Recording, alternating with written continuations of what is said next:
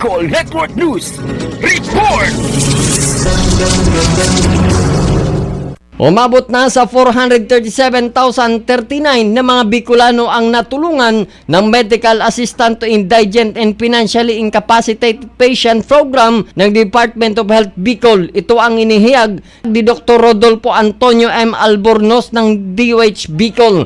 Ayon kay Dr. Rodolfo Antonio M. Albornoz, OIC, Regional Director ng Department of Health Bicol, nitong huling buwan ng Mayo ay nakapagtala ng mahigit 276,130 na pasyente ang natulungan ng kagawaran ng kalusugan sa buong rehiyong Bicol. Samantala, tiniyak ng DOH Bicol na mas tataas pa ang matutulungan ng programa bago matapos ang taon. Ito'y sa ilalim ng Salud Bicolnon Medical Assistance Information System na naglalayong mapadali ang recording, monitoring at reporting ng paggamit ng pondo ng ahensya. Kasama mo sa pagbabalita sa Bicol Network News, ito si Migo Patrol numero 36, RGD Chavez, tatak tunay.